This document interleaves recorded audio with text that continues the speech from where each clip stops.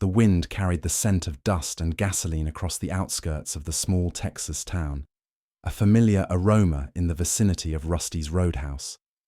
The weathered wooden building stood as a refuge, its neon sign flickering against the twilight, a beacon for those who existed on the fringes. Bikers with sun-etched faces and tales etched in time gathered within its walls to drink, engage in games of pool, and momentarily forget the burdens they carried.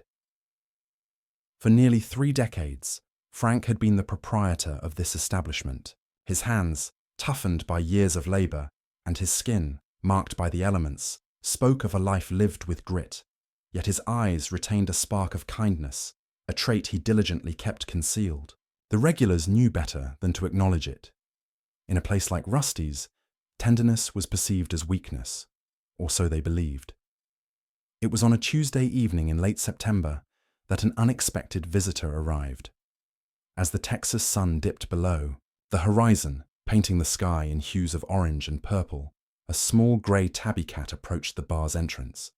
Her belly, swollen with pregnancy, and her amber eyes, reflecting a mix of exhaustion and resolve, made her presence noticeable. She paused momentarily, seemingly contemplating whether this was indeed the sanctuary she sought. Inside, the usual patrons were present, the rhythmic clicking of pool cues, the melodies of country music from the jukebox, and the mingling scents of beer and cigarettes filled the air. At the far end of the bar, Calder, a tall figure with silver hair and an untrimmed beard, sat alone, occupied with his customary whiskey. Unlike the others, who often congregated or engaged in conversation, Calder maintained his solitude. The others respected his space, sensing a profound sorrow that discouraged casual interaction. When the door creaked open, Calder was the first to notice the small grey cat slipping inside.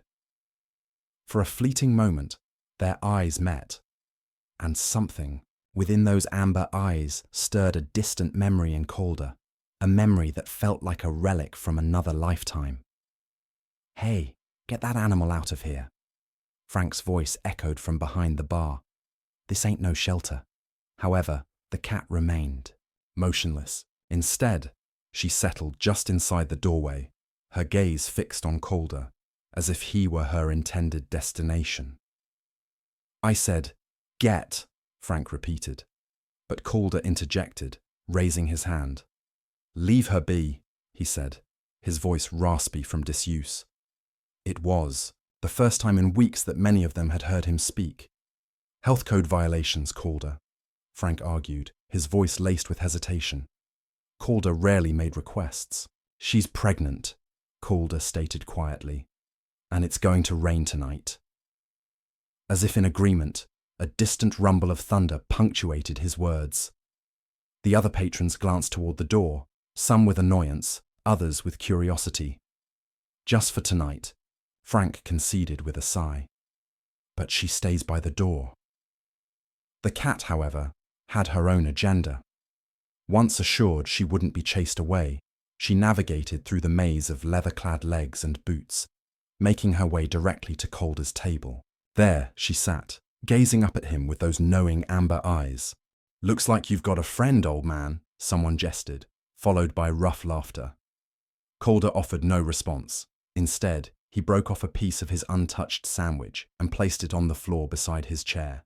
The cat ate it gratefully, then settled beside his boot, her small body radiating an unexpected warmth. As the night progressed, the rain began to fall heavily, drumming against the Roadhouse's tin roof. Calder found himself stealing glances at the small creature who had chosen him. Something about her evoked memories of someone he had long lost, someone named Mina.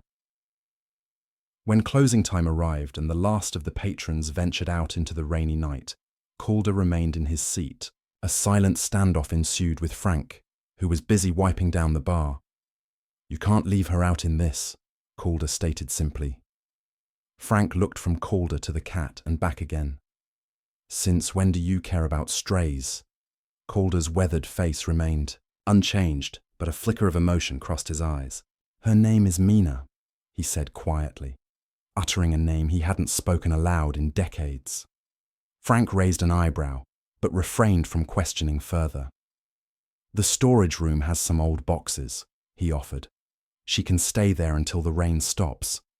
And so, amidst the intensifying storm outside, Mina the cat found refuge in the most unlikely of places, a biker bar, where tenderness was a foreign concept and vulnerability a weakness. As Calder gently placed her in a makeshift bed of old bar towels, neither he nor anyone else at Rusty's Roadhouse could have foreseen the profound changes this small, pregnant cat would bring that night, as thunder echoed across the Texas sky. Mina settled into her temporary shelter, her amber eyes occasionally opening to observe her new surroundings. She had found what she sought. Now, she simply needed to wait. What was it about this weathered old man that had drawn her to him, and what memories had stirred within him when he had spoken the name Mina? As the rain continued to fall, cleansing the dust from the Texas roads, a transformation was beginning to unfold at Rusty's Roadhouse, a transformation that none of its patrons were prepared for. Morning arrived, casting a soft Texas glow through the small window of the storage room. Mina stretched her pregnant body, her paws reaching forward as her back arched. The makeshift bed had provided comfort through the night, but now her amber eyes were alert, studying her surroundings with renewed curiosity. The storage room door creaked open, and Calder appeared, his tall frame filling the doorway. In his hands, he carried a small bowl of water and scraps of breakfast, bits of egg and bacon wrapped in a napkin. "Morning," he greeted gruffly, placing the offerings down. His voice was still rough, but it held a newfound gentleness. "Figured you might be hungry." Mina approached the food cautiously, sniffed it, and then began to eat. Calder watched her for a moment, his weathered face unreadable, before turning to leave. "Calder," Frank's voice called from the main bar. "You planning on adopting that cat, or what?" Calder emerged from the storage room, his expression stoic. "She needs a place to have her kittens," he said simply. "She won't be any trouble." Frank sighed, running a hand over his balding head. This is a bar, not an animal shelter. Yet, his protest lacked conviction. Witnessing Calder's newfound interest made it difficult to refuse. "Just until she has the kittens and they're old enough," Calder insisted quietly. "Then, I'll find homes for them." Nearby, a man with a shaved head and tattooed arms scoffed. "You? Finding homes for kittens? Now that's something I'd pay to see." The man was known as Skull, perhaps the most intimidating of Rusty's regulars. His reputation for violence was well known, and even the toughest bikers gave him a wide berth. "Problem?" Calder asked, his voice deceptively calm. Skull raised his hands in mock surrender. "No problem. Just never figured you for a cat person, old man." The tension in the room was palpable. The few morning regulars watched the exchange warily, their hands instinctively moving toward pool, cues or resting near their belts. Before Calder could respond, Mina emerged from the storage room, her pregnant belly swaying as she walked directly to Skull's boot. To everyone's surprise, she rubbed against his leg, a soft purr emanating from her small body. The contrast of the tiny cat against Skull's imposing figure was almost comical, a fact that didn't escape the notice of the other patrons. Skull looked down at Mina, his hard face unreadable. Then, to everyone's astonishment, he reached down with a tattooed hand and gently scratched behind her ears. "I had a cat like this when I was a kid," he said, his voice unusually soft. Same colored eyes. The room fell silent, the only sound being Mina's contented purr. In that moment, the atmosphere of Rusty's Roadhouse shifted subtly, a crack appearing in the armor they all wore. As the days passed, Mina's presence became a regular part of the bar. She would wander between tables during quieter hours, accepting scraps and affection from unexpected sources. Even Frank, who had initially opposed her presence, began keeping a can of tuna behind the bar for her. Calder, however, assumed the role of Mina's primary caretaker. Each morning and evening, he would check on her, ensuring she had fresh water and comfortable bedding. He remained a man of few words, but his actions spoke volumes for someone who had avoided attachments for years. His devotion to Mina was truly remarkable.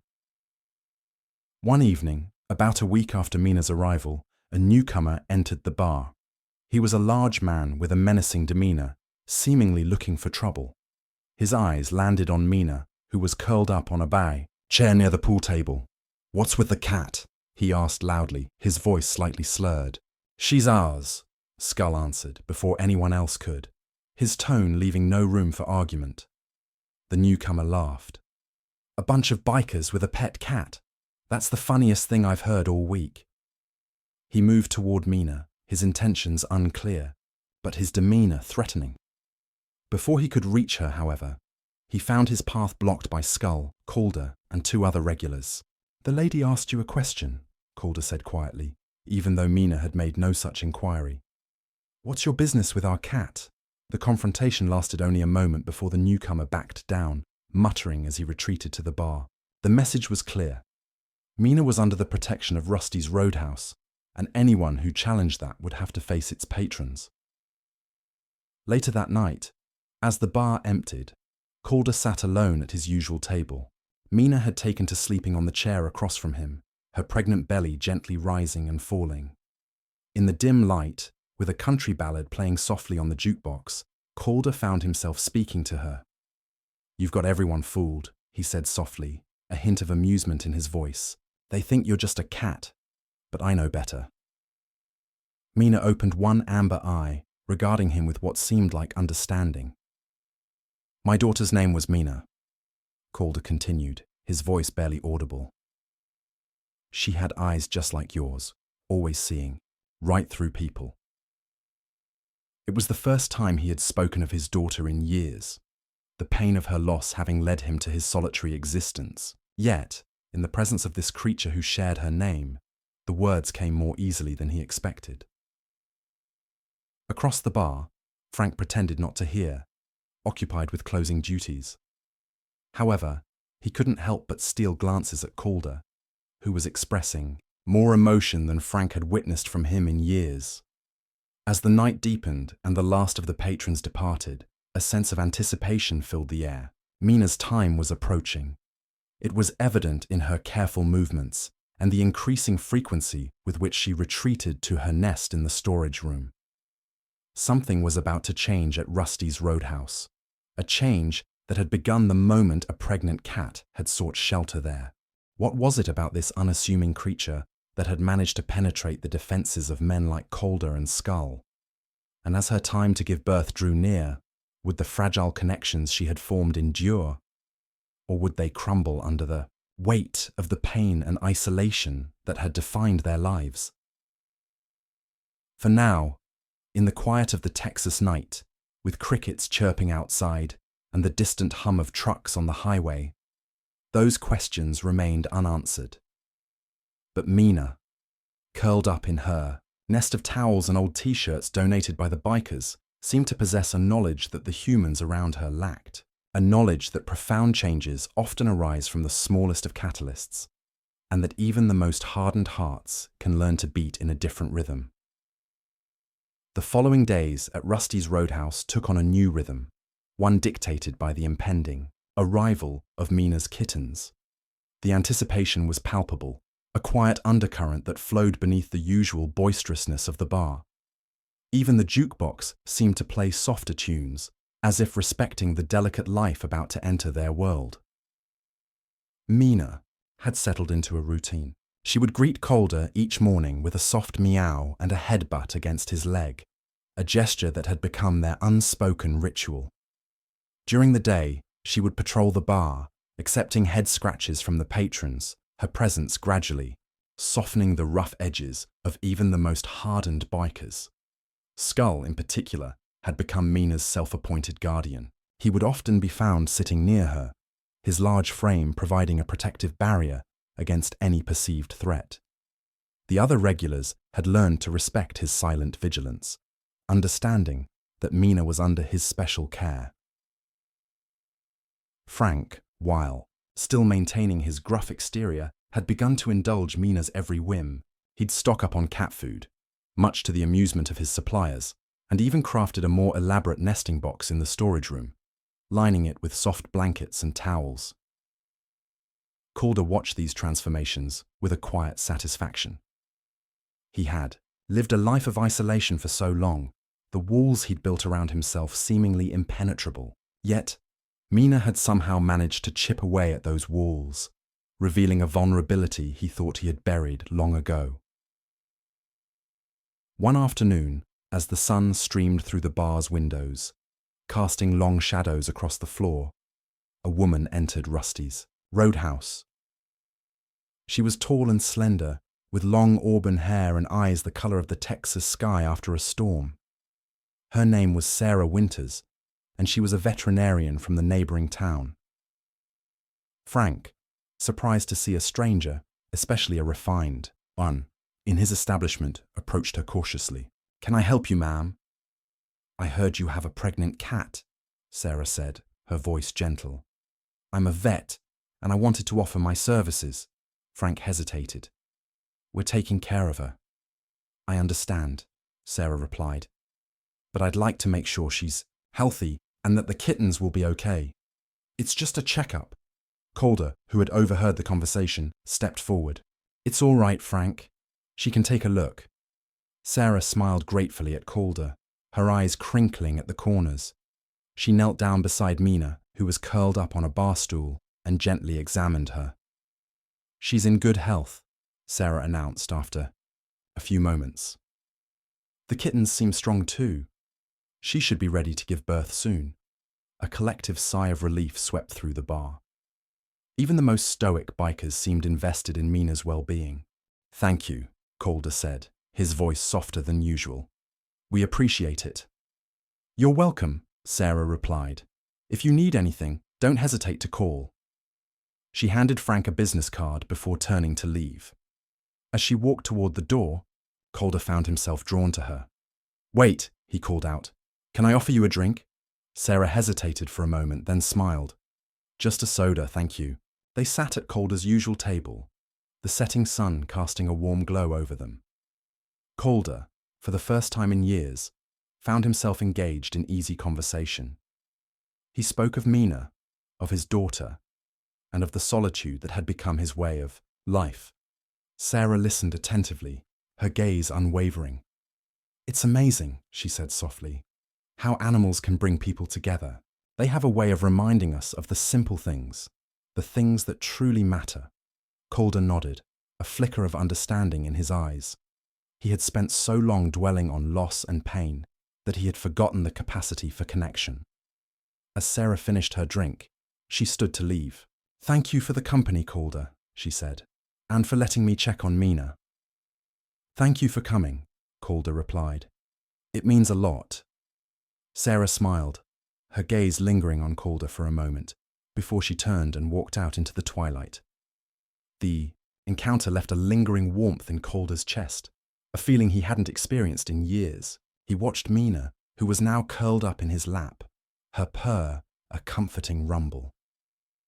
It seemed as though this small creature had not only brought together the disparate souls of Rusty's Roadhouse, but had also begun to mend the fractured pieces of his own heart. The following days were filled with a sense of quiet anticipation.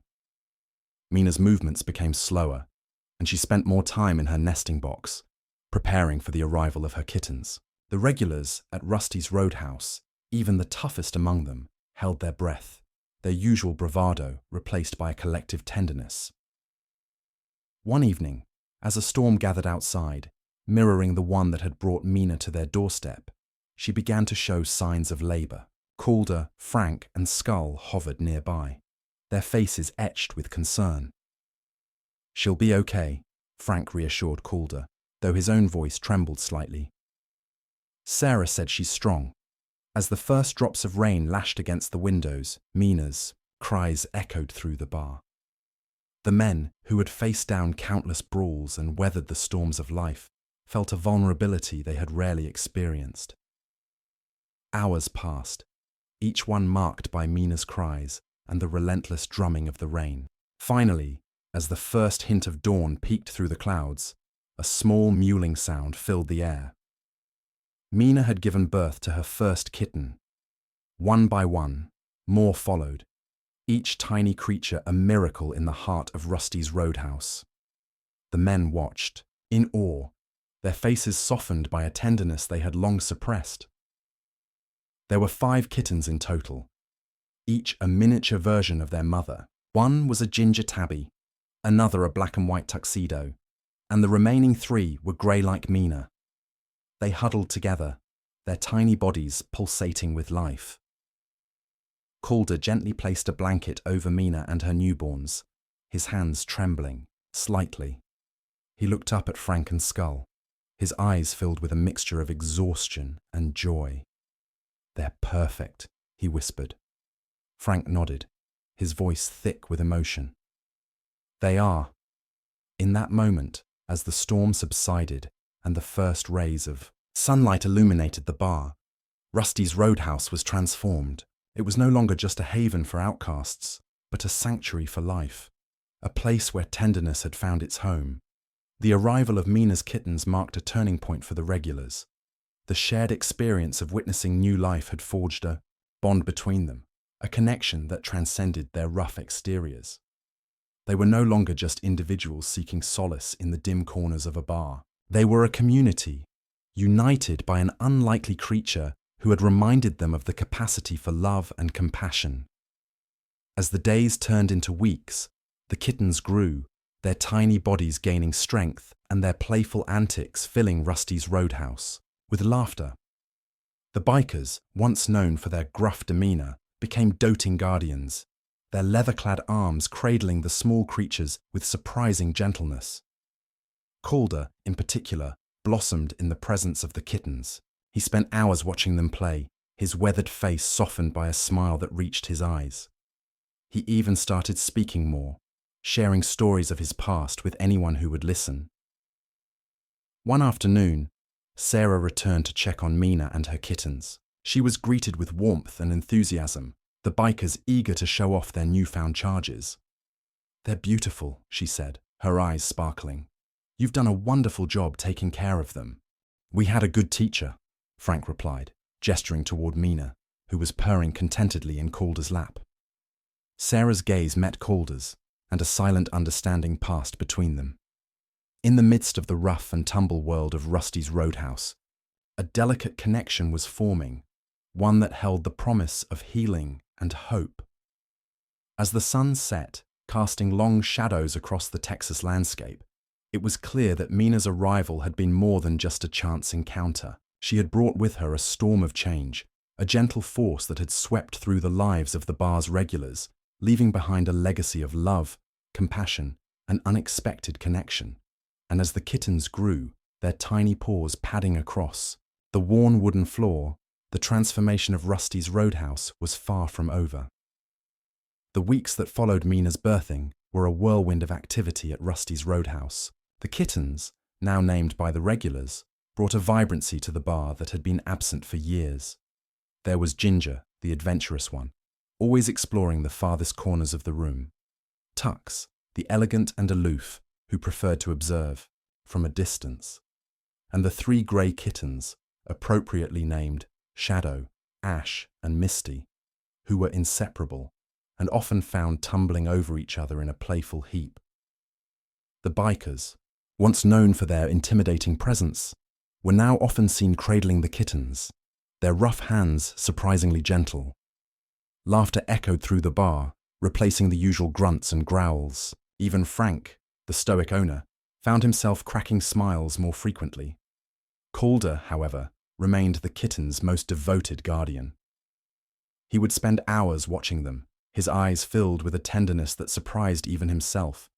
He had become particularly attached to Misty, the smallest of the grey kittens, who often curled up in his lap for naps. As the kittens grew, the conversation about finding them homes began to surface. While everyone had grown fond of them, the reality was that Rusty's Roadhouse wasn't a suitable long-term environment for a litter of cats. "We can't keep them all," Frank said one evening, his voice laced with a hint of sadness. "It's not fair to them." "I promised I'd find them good homes," Calder reminded him, his gaze lingering on Misty, who was batting at his beard. The task seemed daunting. Finding suitable owners for 5 kittens, especially in a small town where most families already had pets, was a challenge. Sarah, who had become a regular visitor to Rusty's Roadhouse, offered to help. "I can put up flyers at my clinic," she suggested, "and I know a few people who might be interested." And so, the search for forever homes began. Flyers were posted, social media was utilized, and word spread throughout the community. The regulars at Rusty's Roadhouse, initially skeptical of the outside world, found themselves advocating for the kittens with surprising enthusiasm. One by one, homes were found. Ginger, with her adventurous spirit, was adopted by a young couple who lived on a farm. Tux, the elegant one, went to a retired librarian who appreciated his quiet demeanor. Shadow and Ash, the playful brothers, were taken in by a family with children who promised to give them plenty of attention. The day came when only Misty remained. Calder held her close, his heart heavy with the impending farewell. He had grown so attached to the tiny kitten, her soft fur and gentle purrs, a constant source of comfort. "She's the last one," Frank said softly, placing a hand on Calder's shoulder. "You did good, old man." Calder nodded, unable to speak. The thought of parting with Misty was almost unbearable. Sarah arrived, her expression hopeful. "I think I might have found a home for her," she said. "A woman from the next town over. She's lost her cat recently and is looking for a companion." Calder hesitated. "I don't know." Sarah knelt down, her gaze meeting his. "I know it's hard, Calder, but it's the right thing to do. Misty deserves a loving home, just like her siblings." Calder looked down at Misty, who was purring contentedly in his arms. He knew Sarah was right, but the thought of letting go was like tearing a piece of himself away. "Okay," he finally said, his voice barely audible, "but I want to meet her new owner." And so, the arrangements were made. The next day, the woman arrived at Rusty's Roadhouse. Her name was Eleanor, and she was a kind-faced woman with gentle hands. She knelt down and offered Misty a finger to sniff, her eyes filled with warmth. Misty, sensing her gentle nature, rubbed against her hand, purring softly. Calder watched the interaction, his heart aching, but also filled with a sense of peace. "She's perfect," Eleanor said, her voice filled with gratitude. "Thank you for finding her for me." "Take good care of her," Calder said, his voice gruff but sincere. "I will," Eleanor promised, carefully placing Misty in a carrier. "Thank you all." As Eleanor drove away, Calder stood at the door of Rusty's Roadhouse, watching until the car disappeared from sight. A profound sense of loss washed over him, but beneath it, there was also a flicker of hope. He had kept his promise. He had found good homes for Mina's kittens. He turned back to the bar, where Frank and Sarah were waiting. "It's quiet without them," Frank said, a hint of melancholy in his voice. "It is," Calder agreed, "but it was worth it." Sarah smiled. "You did a wonderful thing, Calder. You helped those kittens find their way, and in doing so, you found a part of yourself again." Calder looked at Sarah, his gaze lingering for a moment. He had never expected to find connection in this place, yet here he was, surrounded by newfound friends, and a sense of purpose he thought he had lost forever. The departure of the kittens marked the end of one chapter at Rusty's Roadhouse, but it also signaled the beginning of another. The changes that had taken place over the past few weeks were undeniable. The bar was no longer just a haven for outcasts, but a place where compassion and community thrived. The regulars, though they missed the kittens' playful antics, had been irrevocably changed. They had learned the value of tenderness, the power of connection, and the importance of looking beyond appearances. Calder, in particular, had undergone a transformation. He was no longer the solitary figure who sought refuge in the dim corners of the bar. He had rediscovered his capacity for love and connection, and in doing so, he had begun to heal from the wounds of his past. As the sun set, casting a warm glow over Rusty's Roadhouse, a sense of quiet contentment settled over the bar. The jukebox played softly, The patrons engaged in conversation, and Mina, curled up on Calder's lap, purred contentedly. The story of Mina and her kittens had become a part of the bar's lore, a reminder that even in the most unexpected of places, miracles can happen and hearts can be transformed. And as the night deepened, the promise of new beginnings hung in the air, a testament to the enduring power of love and compassion. The departure of the kittens left a void at Rusty's Roadhouse, a quietness that settled over the bar in their absence. While the regulars had adapted to the change, a sense of melancholy lingered, a reminder of the joy and vibrancy the kittens had brought into their lives. Calder, in particular, felt the loss keenly. Misty's absence was a constant ache in his heart, a reminder of the connection he had formed and the love he had rediscovered. He found himself spending more time alone, lost in thought, the silence of the bar amplifying his solitude. However, amidst the quiet, a new connection was beginning to blossom. The bond between Calder and Sarah, forged in the shared experience of caring for Mina and her kittens, deepened with each passing day. Sarah continued to visit Rusty's Roadhouse, her presence a welcome warmth in the often dim atmosphere. They would talk for hours, sharing stories of their pasts, their dreams, and their fears. Calder, who had spent years guarding his emotions, found himself opening up to Sarah, revealing a vulnerability he thought he had buried long ago. Sarah, in turn, offered him a gentle understanding, a safe space where he could be himself without judgment. One evening, as the sun dipped below the horizon, painting the sky in hues of orange and purple, Calder and Sarah sat at his usual table, engaged in deep conversation. "It's strange," Calder said, his voice softer than usual, "how life can surprise you. I never expected to find this here." He gestured around the bar, his gaze encompassing the rough-hewn surroundings and the unlikely community that had formed within its walls. Sarah smiled. "Sometimes the greatest gifts come from the most unexpected places." Their eyes met, and a silent understanding passed between them. The connection they shared was more than just friendship. It was a bond, forged in shared experiences, mutual respect, and a growing affection. As the days turned into weeks, their relationship deepened. They explored the surrounding countryside together, taking long walks in the fields, sharing picnics by the river, and discovering hidden corners of the small Texas town. Calder, who had spent years in isolation, found himself rediscovering the joy of simple pleasures, the beauty of nature, and the warmth of companionship. One afternoon, Sarah invited Calder to her clinic. "I want to show you something," she said, her eyes sparkling with excitement. Calder, intrigued, agreed. Sarah's clinic was a small but bustling place, filled with the sounds of animals and the gentle hum of activity. She led him to a back room, where a litter of puppies was nestled in a basket.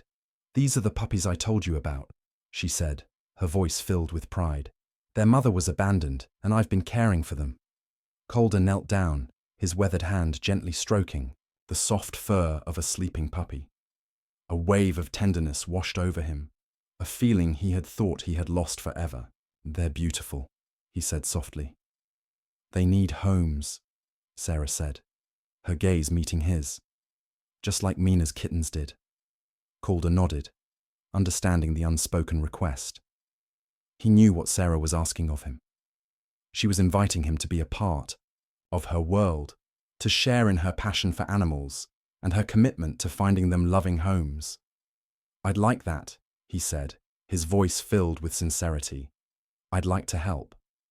And so, Calder became a regular volunteer at Sarah's clinic. He helped with the animals, cleaned cages, and offered comfort to frightened creatures. He discovered a new sense of purpose in his life, a fulfillment that went beyond the walls of Rusty's Roadhouse. The regulars at the bar, initially surprised by Calder's newfound involvement in the community, gradually accepted the change. They saw the light in his eyes, the renewed energy in his step, and they understood that Sarah had brought something into his life that had been missing for a long time. Frank, in particular, offered his quiet support. He had witnessed Calder's transformation firsthand, and he was happy to see his old friend finding happiness again. One evening, as Calder and Sarah sat at their usual table, Frank approached them with a hesitant smile. "I've been thinking," he said, his voice gruff but sincere. "Maybe we should do something to celebrate." "Celebrate what?" Sarah asked, her brow furrowed in confusion. "Everything," Frank replied, gesturing around the bar. "The kittens, the changes, the new connections." A flicker of understanding passed between Calder and Sarah. They knew what Frank was suggesting. He was proposing a celebration of the community that had formed at Rusty's Roadhouse, a testament to the power of love and compassion. "I think that's a wonderful idea," Sarah said, her eyes sparkling. "Me too," Calder agreed, a rare smile gracing his lips. And so, the plans for a celebration began. The regulars at Rusty's Roadhouse, with newfound enthusiasm, threw themselves into the preparations. They cleaned the bar, decorated with fairy lights and streamers, and even organized a small band to play country music. The day of the celebration arrived, and Rusty's Roadhouse was transformed. It was no longer just a haven for outcasts, but a place of joy and community. People from all walks of life gathered, drawn by the warmth and camaraderie that had become the bar's trademark. Calder and Sarah stood together, watching the festivities with a sense of quiet contentment. The journey had been long and arduous, but they had found their way to each other, and in doing so, they had helped to create something truly special. As the night deepened and the music filled the air, Calder took Sarah's hand in his. "Thank you," he said softly, his voice filled with gratitude. "Thank you for everything." Sarah smiled, her gaze meeting his. "Thank you, Calder," she replied, "for showing me that even the most hardened hearts can learn to love again." And in that moment, as the laughter and music swirled around them, it was clear that the story of Rusty's Roadhouse was far from over. It was a story of second chances, unexpected connections, and the enduring power of love to transform lives. A story that had begun with a pregnant cat at a doorway and had blossomed into a testament to the resilience of the human spirit. The celebration at Rusty's Roadhouse marked a turning point, a moment of collective joy that solidified the bonds between its regulars and the newcomers who had been drawn into their fold. However, beneath the surface of newfound happiness, shadows of the past lingered, threatening to disrupt the delicate balance that had been established. For Calder, the memories of his daughter, Mina, remained a constant presence, a bittersweet reminder of the love he had lost. While his relationship with Sarah had brought him a measure of peace, the pain of his past was never far from his thoughts. One evening, as Calder and Sarah sat at their usual table, a man entered Rusty's Roadhouse who immediately sent a ripple of unease through the bar. His name was Jake, and he was a figure from Calder's past, a man who had been intertwined with the events that had led to the tragic loss of his daughter. Jake's presence was like a dark cloud, casting a pall over the bar's newfound warmth. The regulars, sensing Calder's discomfort, instinctively tensed, their hands moving towards pool cues or resting near their belts. Calder's face remained stoic, but his eyes betrayed a flicker of pain and anger. He hadn't seen Jake in years, and the sudden reappearance of this ghost from his past threatened to unravel the fragile peace he had found. Sarah, sensing the tension, placed a hand on Calder's arm. "Who is he?" she asked softly. Calder hesitated for a moment, then spoke, his voice low and raspy. "He's someone from my past, someone I'd rather not see again." Jake approached their table, a smirk playing on his lips. "Well, well, Calder," he said, his voice dripping with false cordiality. "Long time no see." Calder remained silent, his gaze unwavering. "I heard you've been keeping busy," Jake continued, his eyes flicking towards Sarah. "Seems like you found yourself a new friend." "Leave us alone, Jake," Calder said, his voice firm. "I just wanted to say hello," Jake replied, his smirk widening. and to remind you that the past never truly stays buried. With that, he turned and walked towards the bar, leaving a palpable tension in his wake. Sarah looked at Calder, her eyes filled with concern. "What does he mean, Calder? What happened between you two?" Calder hesitated, torn between his desire to protect Sarah from the darkness of his past and his need to confide in her. "It's a long story," he said finally. "A story I'm not sure I'm ready to tell." Sarah nodded, respecting his silence. "I understand," she said, "but if you ever want to talk, I'm here." The encounter with Jake cast a shadow over Calder's mood for days. He became withdrawn, his usual quiet demeanor replaced by a brooding silence.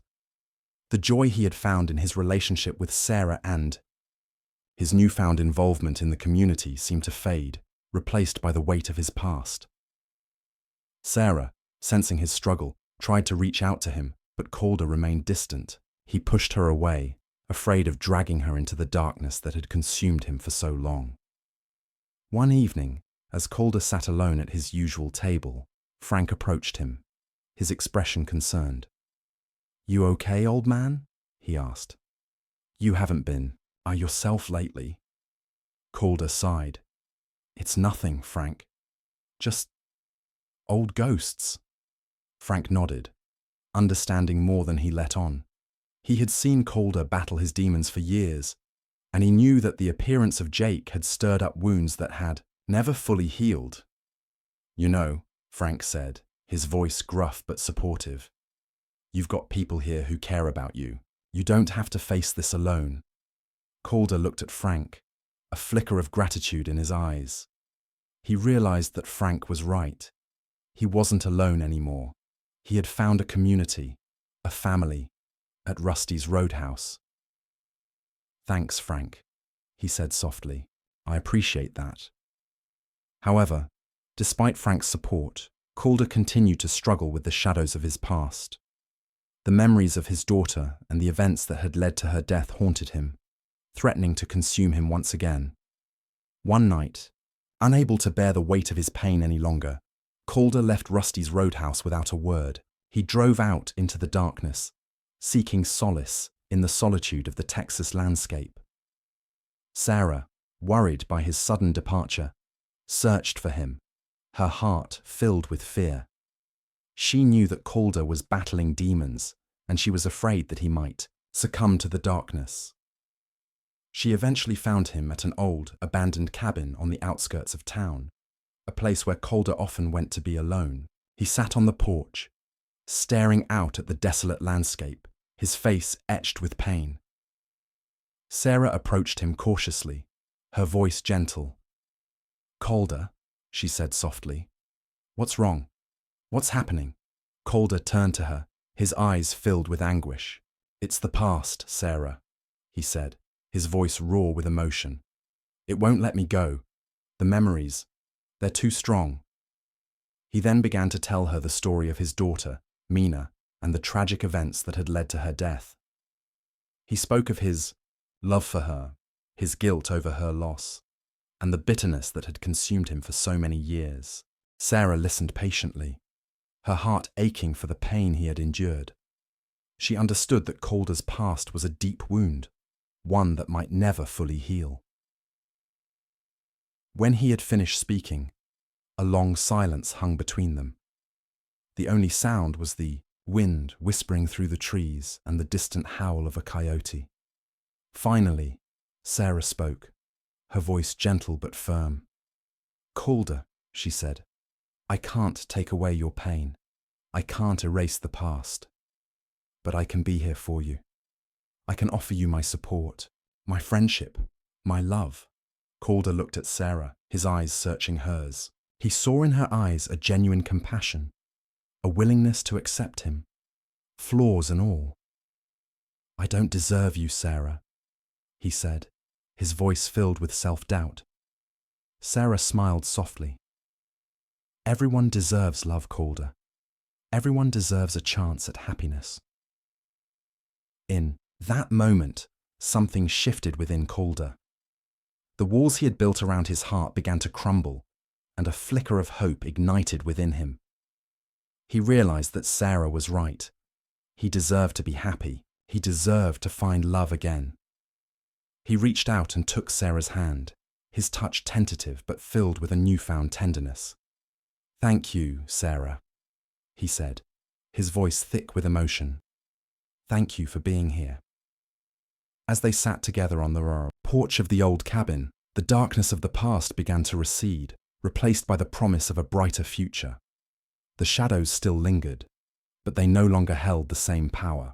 Calder had found a light in the darkness, a connection that offered him solace and hope. However, the reappearance of Jake remained a concern. Calder knew that Jake's presence meant trouble, and he was determined to protect Sarah and the newfound peace he had found at Rusty's Roadhouse. The battle with the shadows of his past was far from over, but for the first time in years, Calder felt a glimmer of hope, a belief that he could overcome the darkness and find his way to the light. Calder's confession to Sarah had forged a deeper bond between them, a connection built on vulnerability and trust. However, the shadow of Jake's reappearance continued to loom over them, casting a pall over their newfound happiness. Calder knew that Jake's presence was no mere coincidence. He had a history with the man, a history marked by betrayal and pain. Jake had been involved in the events that had led to Mina's death, and his return stirred up a maelstrom of emotions within Calder. He became increasingly withdrawn, his eyes filled with a haunted look. He would often disappear for hours, seeking solitude in the desolate landscape surrounding Rusty's Roadhouse. Sarah, though concerned, respected his need for space, understanding that he was battling demons that she couldn't fully comprehend. One evening, as Calder sat alone at his usual table, Jake approached him, a smug expression on his face. "Still brooding, old man?" he taunted. "Can't let go of the past, can you?" Calder clenched his fists, his voice low and dangerous. "Leave me alone, Jake. I have nothing to say to you." "Oh, I think you do," Jake replied, his eyes gleaming with malice. "You have a lot to answer for." "Answer for what?" Calder retorted. "I'm not the one who—" He trailed off, unable to voice the accusations that burned within him. "You know exactly what," Jake said, his voice laced with venom. "You ruined my life, Calder. You took everything from me. You brought it on yourself," Calder countered. "You made your choices." "Choices?" Jake scoffed. "You forced my hand. You left me no other option." The tension between them was palpable, a dark cloud hanging over the bar. The other patrons, sensing the impending confrontation, fell silent, their eyes fixed on the two men. Frank, ever vigilant, stepped forward, his voice firm. "This ain't the place for this, Jake. Take it outside." Jake hesitated for a moment, then nodded. "Fine," he said, his gaze locked on Calder. "But this isn't over." They stepped out into the night, the silence broken only by the chirping of crickets and the distant howl of a dog. The air was thick with anticipation, a sense of impending violence hanging heavy in the air. Sarah, who had witnessed the exchange from inside the bar, rushed out after them, her heart pounding with fear. "Calder, please," she pleaded, "don't do this." Calder turned to her, his eyes filled with a mixture of pain and determination. "I have to, Sarah," he said softly. "I have to face him." "But what if you get hurt?" Sarah cried. "What if—" "I'll be okay," Calder reassured her, his voice firm. "I won't let him win." He turned back to Jake, his stance resolute. "Let's settle this," he said, his voice devoid of emotion. The fight that followed was brutal and unforgiving.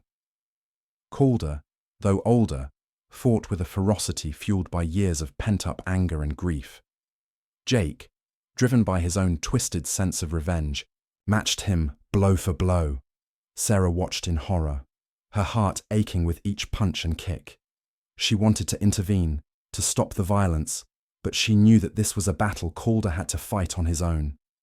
The fight raged on, the two men locked, in a desperate struggle. Finally, after what seemed like an eternity, Calder managed to gain the upper hand. He pinned Jake to the ground, his fist raised, ready to deliver the final blow. But then he hesitated. He looked down at Jake, his eyes filled with a mixture of rage and pity. He saw the pain and bitterness etched on Jake's face, and he realized that violence wouldn't solve anything. It wouldn't bring Mina back, and it wouldn't heal the wounds of the past. He lowered his fist, his body trembling with the effort.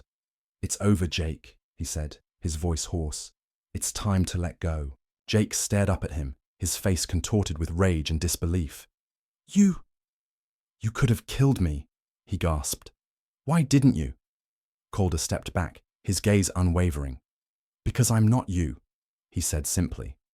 He turned and walked away, leaving Jake lying on the ground, defeated and broken. Sarah rushed to Calder's side, her eyes filled with relief and admiration. "You did it," she said softly. "You faced him, and you chose peace." Calder nodded, his body aching, but his heart filled with a newfound sense of clarity. He had confronted the demons of his past, and he had emerged victorious. However, the encounter with Jake had taken its toll. Calder was physically and emotionally drained, the weight of his past threatening to drag him back into the darkness. Sarah, sensing his struggle, took him back to the old cabin, the place where he had confessed his pain to her. She cared for his wounds, both physical and emotional, offering him comfort and support. As the days passed, Calder slowly began to heal. The solitude of the cabin, the beauty of the surrounding landscape, and Sarah's unwavering presence helped him to find a measure of peace. But the memories of Mina and the pain of his past remained. They were a part of him, an indelible mark on his soul. One evening, as they sat on the porch, watching the sunset paint the sky in vibrant colors, Calder spoke, his voice quiet but resolute. "I'll never forget her, Sarah," he said, his gaze fixed on the horizon. "Mina will always be a part of me." Sarah nodded, understanding the depth of his grief. "I know," she said softly, "but you don't have to let the past define you. You can choose to live in the present, to find joy and happiness again." Calder turned to her, his eyes searching hers. He saw in her eyes a love and acceptance that he had never known before. "Can I, Sarah?" he asked, his voice filled with doubt. "Can I truly move on?" Sarah took his hand, her touch gentle but firm. "Yes, Calder," she said. "You can. You deserve to be happy." In that moment, a flicker of hope ignited within Calder. He realized that Sarah was right. He couldn't change the past, but he could choose his future. He could choose to embrace the love and happiness that Sarah offered him, to build a new life, free from the shadows of his past. The journey would be long and arduous, and the scars of his past might never fully fade. But with Sarah by his side, Calder knew that he could face whatever challenges lay ahead. He had found a light in the darkness, a connection that offered him solace and hope. And that, he realized, was enough. The rain continued to lash against the windows of Rusty's Roadhouse, mirroring the turmoil in Calder's heart as he prepared to confront his past. The revelation from Sheriff Walker had shattered the fragile peace he had found, and the reappearance of Sarah threatened to reopen wounds he had carefully kept sealed for 2 decades. As the storm raged outside, another crisis unfolded within the bar. Little Miracle, in his boundless curiosity, had escaped from the storage room. The tiny kitten was lost in the maze of tables and chairs.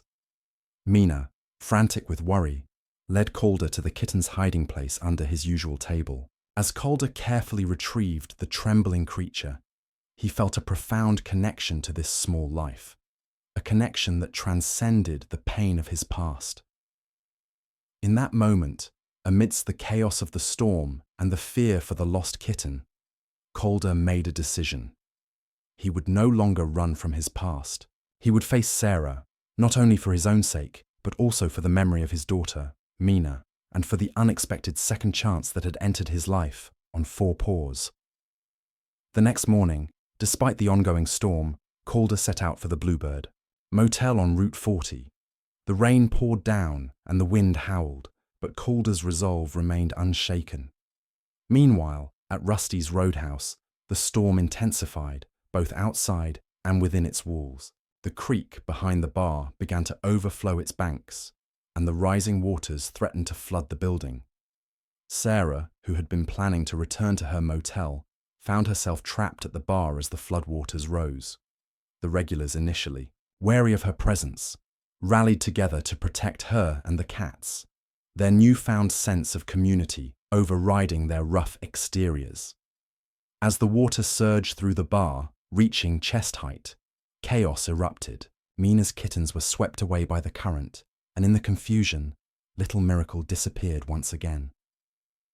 Calder, who had returned to the bar just as the flooding began, fought his way through the raging waters to reach Sarah and the cats. Together, they searched for Little Miracle, their fear echoing the pain of past losses.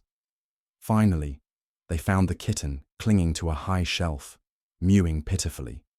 In a moment of shared desperation, Sarah helped Calder reach the kitten, their combined efforts saving the tiny creature from the flood. As they escaped the flooded bar, carrying Mina and her kittens to safety, Calder and Sarah found themselves united against the storm, their shared love for the tiny creatures forging a bond stronger than the forces of nature. The storm raged on, testing the limits of their endurance and their newfound connection. But within the chaos, a sense of hope began to emerge. Perhaps, just perhaps, they could weather this storm, both literally and emotionally, and find their way back to each other. The storm that raged outside Rusty's Roadhouse mirrored the turmoil within its walls. The creek behind the bar overflowed its banks, sending a surge of water into the building. The office where Mina and her kittens had been moved became a chaotic scene as the floodwaters rose. Calder and Sarah, who had been drawn together by the shared experience of caring for Mina and her kittens, found their newfound connection tested by the crisis. As they worked to save the cats from the rising waters, old wounds and unspoken anxieties resurfaced. Amidst the chaos, Little Miracle, the adventurous kitten, went missing once again. The search for the tiny creature became a desperate race against time, mirroring Calder's fear of loss and Sarah's determination to prevent further tragedy. In a moment of shared desperation, Sarah helped Calder reach Little Miracle, who had climbed onto a high shelf. The successful rescue deepened their bond, forging a connection that transcended the storm's fury. As they evacuated the flooded bar, carrying Mina and her kittens to safety, Calder and Sarah found themselves united against the elements. The storm had become a crucible, testing their resilience and their capacity for love and forgiveness.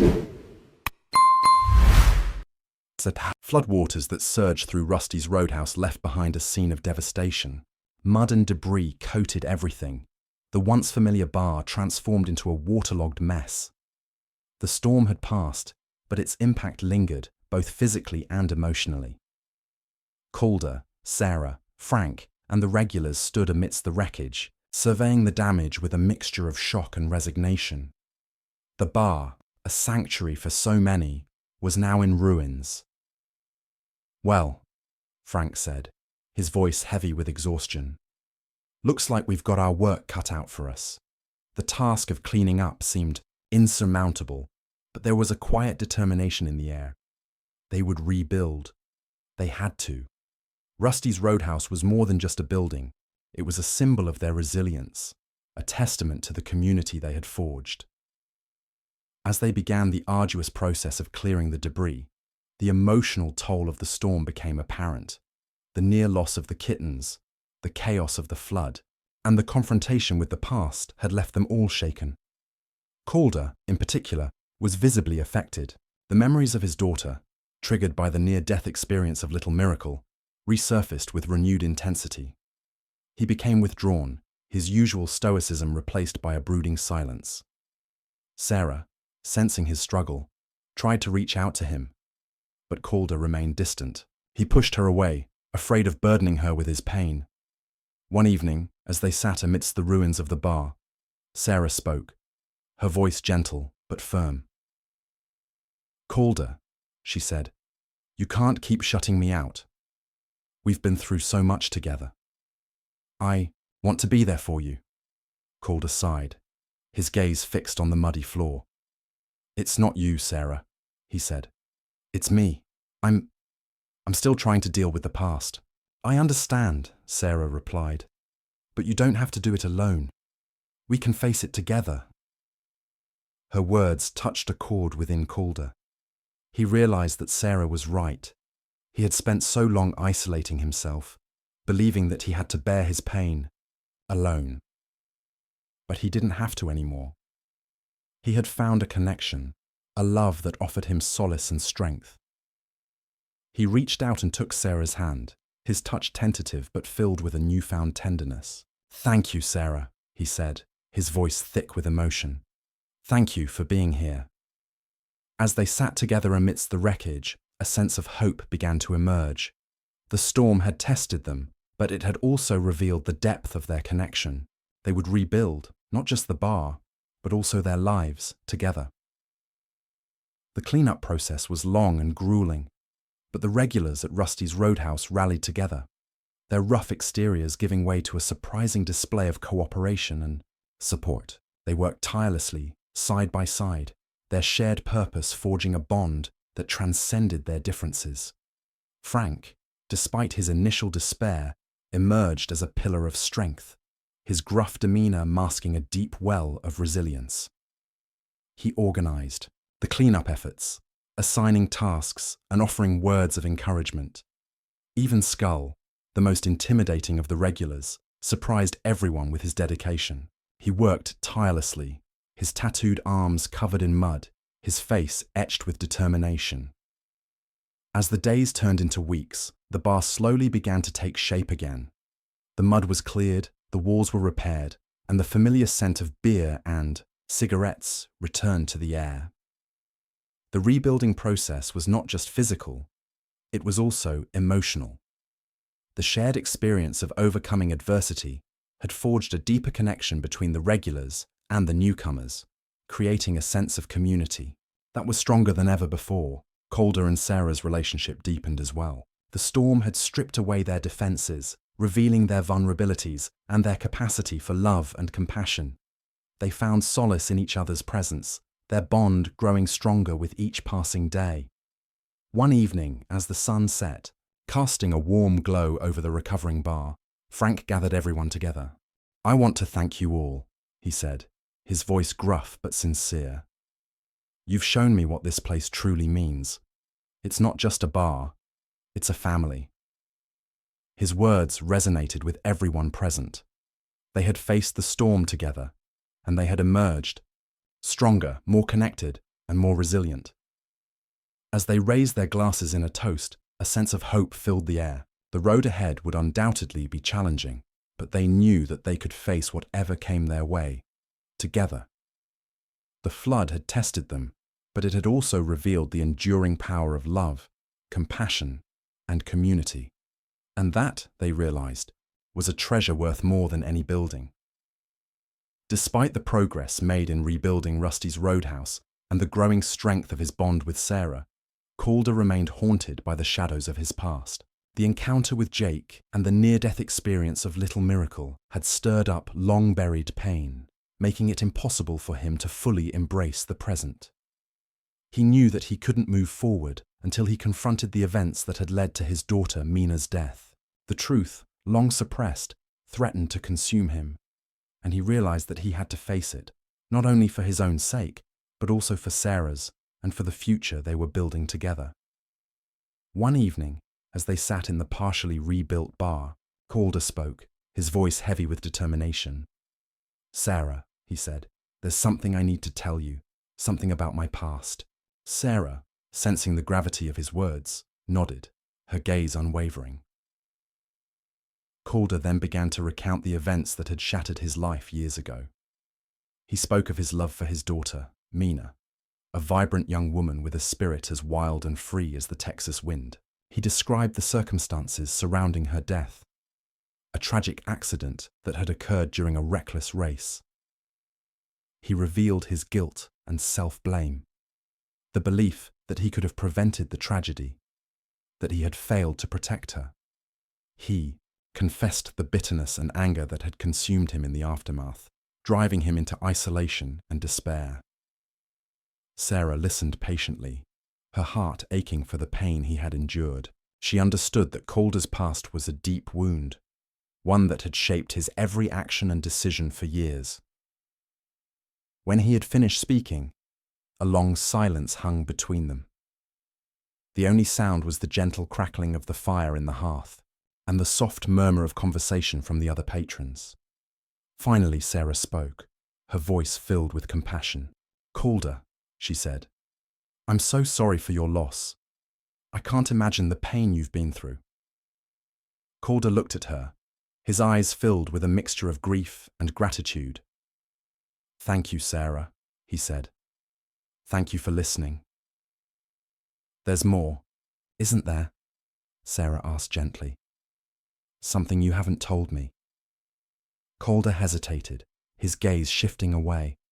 There's Jake," he said. "He was involved in the accident. He was the one Mina was racing." Sarah's eyes widened with shock and understanding. The pieces of the puzzle began to fall into place. Jake's animosity towards Calder, his accusations, his threats. It all made sense now. "And you blame him," Sarah said softly. Calder nodded, his voice barely audible. "I did. For a long time I blamed him. I wanted revenge. But you didn't take it," Sarah reminded him. "You chose peace." "I did," Calder acknowledged. "But the anger, it's still there. The pain, it never really goes away." Sarah reached out and took his hand, her touch firm and reassuring. "I know, Calder," she said. "Grief is a journey, not a destination. You'll carry the scars with you, but they don't have to define you." Her words offered a measure of comfort, but Calder knew that the reckoning with his past was far from over. The truth had been spoken, but the wounds were still raw. The anger still simmered beneath the surface. He realized that he had to find a way to reconcile with his past, to forgive himself and Jake if he ever hoped to truly move forward. It was a daunting task, one that would require immense courage and strength. But with Sarah by his side, Calder knew that he wasn't alone. He had found a love that offered him hope, a connection that gave him the strength to face the darkness within. And in that, he found a glimmer of possibility, a belief that he could find peace. Even amidst the wreckage of his past, Calder's confession to Sarah opened a floodgate of emotions, both for him and for her. The weight of his past, the pain of his loss, and the lingering anger towards Jake created a palpable tension between them. Sarah, though compassionate and understanding, struggled to fully grasp the depth of Calder's grief. She had experienced loss in her own life, but it couldn't compare to the trauma he had endured. Calder, in turn, felt a sense of guilt for burdening Sarah with his pain. He feared that his darkness would drive her away, that he was incapable of offering her the happiness she deserved. The rebuilding of Rusty's Roadhouse continued, but the atmosphere was heavy with unspoken anxieties. The regulars, sensing the strain between Calder and Sarah, offered their support in their own gruff ways.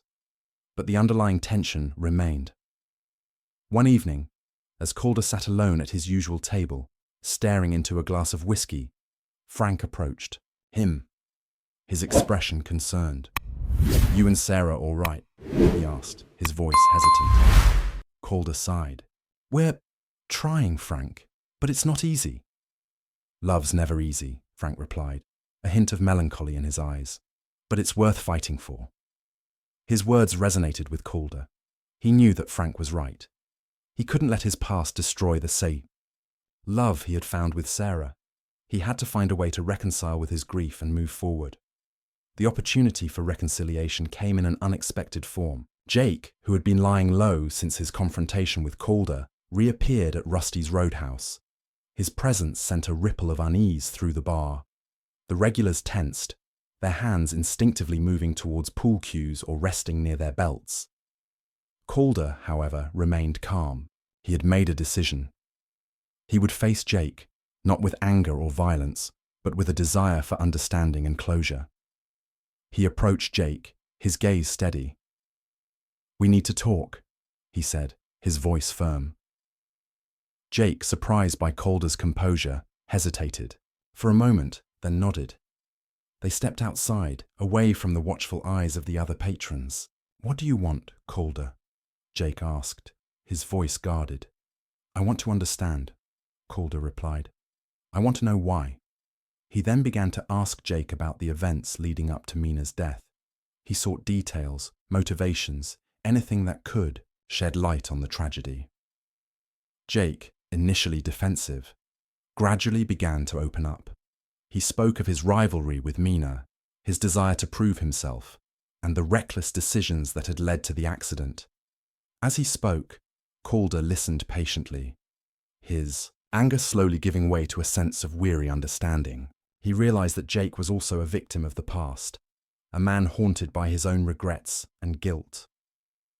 The conversation was long and painful, but it was also cathartic. By the end, a fragile truce had been established between the two men. They didn't forgive each other, but they reached a point of acceptance, a recognition that the past couldn't be changed. Calder returned to the bar, his face etched with exhaustion, but also with a sense of relief. He had faced his demons, and he had emerged, if not unscathed, at least unbroken.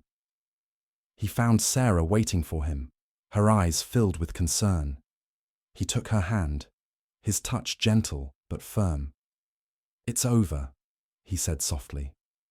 "I've made peace with the past." Sarah smiled, her eyes filled with love and admiration. "I'm so proud of you, Calder," she said. "You're stronger than you know." In that moment, the tension between them dissipated, replaced by a renewed sense of hope and connection. They had weathered the storm, both literally and emotionally, and their bond had emerged stronger than ever before. The scars of the past remained, but they no longer defined them.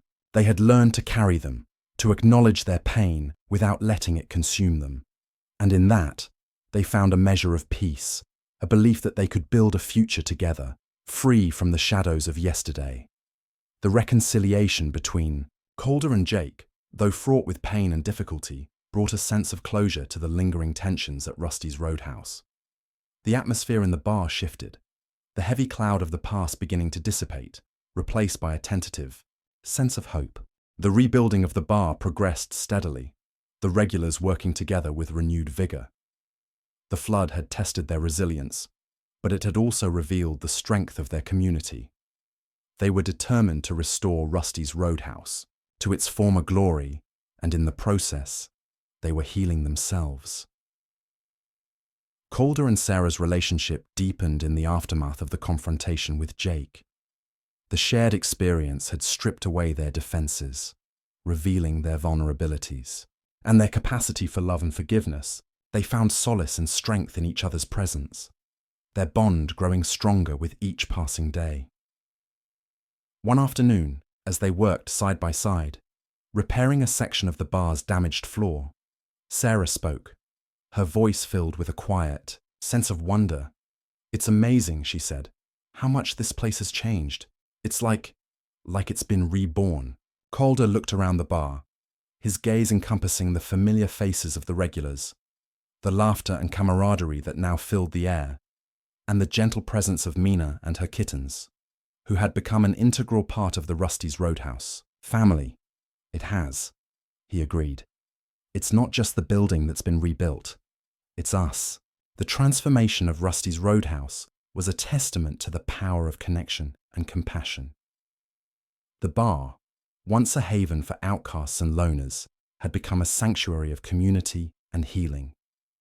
The regulars, who had initially been wary of outsiders, had opened their hearts to Sarah and the other newcomers, forging bonds that transcended their differences.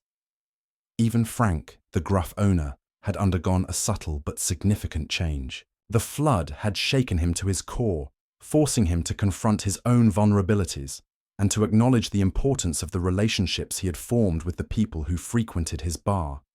He became more open, more willing to express his emotions, and his gruff exterior softened, revealing the kindness that had always resided within him.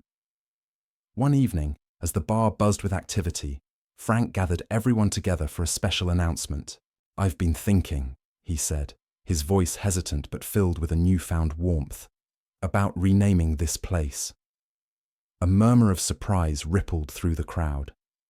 Rusty's Roadhouse had been the bar's name for decades, a symbol of its history and its rough-and-tumble character. "I think," Frank continued, "that it's time for a change, time for a name that reflects what this place has become." He paused, his gaze sweeping over the faces of the regulars, the newcomers and the cats, who had gathered at his feet. "I propose," he said, his voice firm, "that we rename this place The Haven." A collective gasp of approval filled the air. The Haven. It was perfect. It captured the essence of what Rusty's Roadhouse had become. A sanctuary, a refuge, a place where people could find solace, connection, and healing. The renaming ceremony was a celebration of the bar's transformation and the bonds that had been forged within its walls. The regulars, the newcomers, and even the townsfolk who had once shunned the establishment gathered together, their differences forgotten, united by a shared sense of belonging. Calder and Sarah stood side by side, their hands intertwined, their hearts filled with a quiet sense of joy. They had found love and healing in this unlikely place, and they knew that their journey was far from over. The scars of the past remained, but they no longer defined them. They had learned to carry them, to acknowledge their pain without letting it consume them. And in that, they found a measure of peace, a belief that they could build a future together, filled with love, compassion, and hope. As the music played and the laughter filled the air, the Haven stood as a testament to the enduring power of the human spirit, a symbol of resilience, community, and the transformative power of love. The renaming of Rusty's Roadhouse to the Haven marked a significant turning point in the lives of its regulars and the newcomers who had become an integral part of their community. It symbolized a shedding of the past, a rebirth, and a commitment to building a future filled with hope and connection.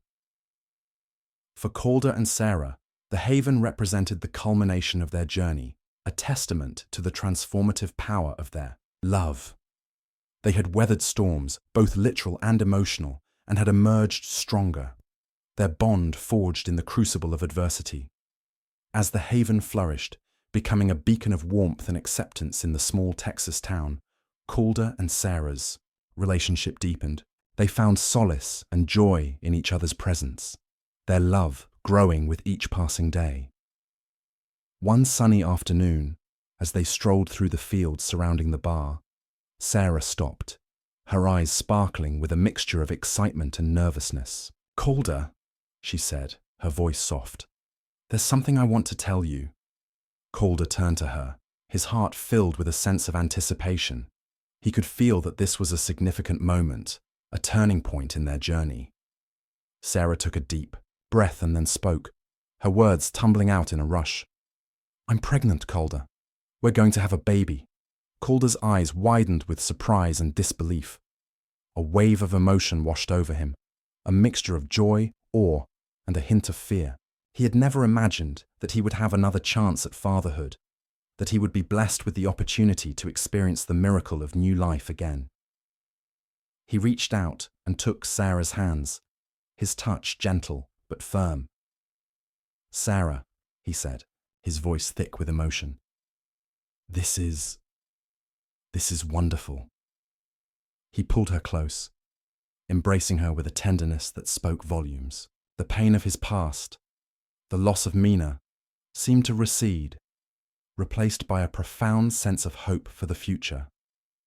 The news of Sarah's pregnancy spread through the Haven like wildfire, eliciting a chorus of cheers and congratulations.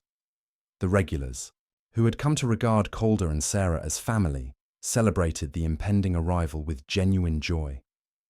Frank, his gruff exterior softening even further, proposed a toast, his voice filled with emotion. "To Calder and Sarah," he said, raising his glass, "and to the new life that will soon join our Haven family." The months that followed were filled with anticipation and excitement. Calder and Sarah prepared for the arrival of their child, their love deepening with each passing day. The Haven became a hub of activity, the regulars offering their support and advice, their rough hands crafting a cradle and knitting tiny blankets. As Sarah's due date approached, a sense of quiet anticipation settled over the Haven. The bar, once a sanctuary for outcasts, was now filled with the promise of new life, a testament to the transformative power of love and connection. One stormy night, mirroring the night that Mina had sought refuge at the bar, Sarah went into labor. Calder, his heart pounding with a mixture of fear and excitement, rushed her to the hospital. Hours passed, each one filled with anxiety and hope. Finally, as the first light of dawn peeked through the clouds, a tiny cry echoed through the delivery room. Calder and Sarah had welcomed a healthy baby girl into the world. They named her Hope. The arrival of Hope brought an immeasurable joy to Calder and Sarah's lives. She was a beacon of light, a symbol of new beginnings, and a testament to the enduring power of love to heal and transform. The Haven embraced Hope as one of their own, the regulars showering her with affection and protection. She grew up, surrounded by love, her laughter and playful antics filling the bar with a vibrancy that had never been there before. Calder, who had once been a solitary figure, found himself transformed by fatherhood. He rediscovered the joy of simple pleasures, the wonder of a child's first steps, the unconditional love that only a parent can feel. He often held Hope in his arms, his weathered face softened by a gentle smile, his eyes reflecting a deep sense of gratitude. He knew that he had been given a second chance, a gift beyond measure. As Hope grew, the Haven continued to flourish, becoming a cornerstone of the community. It was a place where people from all walks of life could find acceptance, connection, and a sense of belonging. The story of Mina, the pregnant cat who had sought refuge at the bar, became a legend, a reminder that even the most unexpected of arrivals can bring about profound change. And so, the Haven stood as a symbol of hope, resilience, and the enduring power of love. It was a testament to the transformative journey of its inhabitants, a story that began with a pregnant cat and blossomed into a legacy of community, healing, and new beginnings. The arrival of Hope solidified the bonds of community and family that had formed at the Haven. She became the heart of the bar, her presence infusing it with a joy and vibrancy that had never existed before. The regulars, once rough and solitary figures, embraced their roles as surrogate aunts and uncles, showering Hope with affection and protection. They learned to soften their gruff exteriors, their hearts touched by the innocence and wonder of a child. Frank, in particular, underwent a transformation.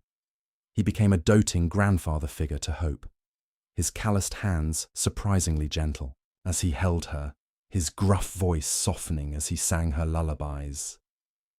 Calder watched these interactions with a profound sense of gratitude. He had found a family in the most unexpected of places, a community that had embraced him and offered him a second chance at happiness. His relationship with Sarah deepened as they navigated the joys and challenges of parenthood. They found strength and support in each other, their love growing with each passing day.